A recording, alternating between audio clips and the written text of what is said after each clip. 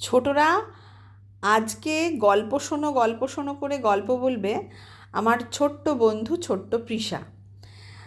গল্পটা বলবে কবিতার ছন্দে। আর বলবে কাদের সম্বন্ধে? ওর গল্পটা হচ্ছে সেই কাজের লোকেদের নিয়ে যাদের কাজ আমরা চোখে দেখতেই পাই না, আমরা ভাবতেই পারি না ওরাও এত কাজ করে। কাজ তো আমরাই করি, সারাদিন কত কাজ করি, এই কাজ সেই কাজ, বাপরে বাপ ব্যস্ত কত, পারছি না আর কত যে কাজ। কিন্তু এই যে কাজের লোকেরা না, এরা এত কাজ করে, এরাও কত ব্যস্ত থাকে, ওদের কথা বলার পর্যন্ত সময় নেই। ছোট্ট পৃষা তাদের কাজের গল্প বলবে কবিতার ছন্দে ছন্দে।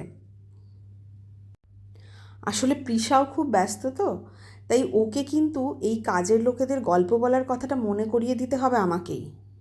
গল্পটা তাই ওকে মনে করিয়ে দেবো আমি, বাকিটা তারপরে কিন্তু ওই বলবে তোমাদেরকে।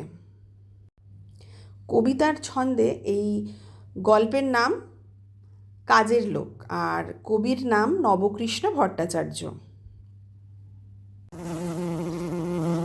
মৌমাছি মৌমাছি কোথা যাও নাচি নাচি, দাঁড়াও না একবার ভাই।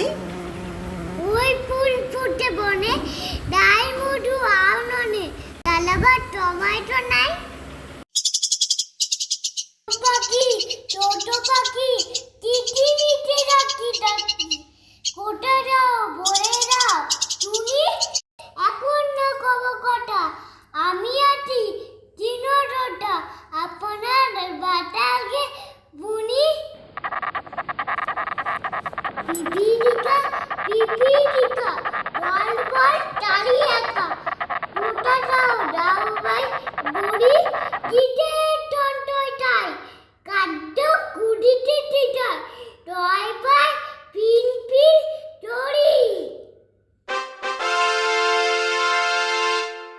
থ্যাংক ইউ পৃষা, কবিতার ছন্দে এই গল্পটা আমাদের শোনানোর জন্য।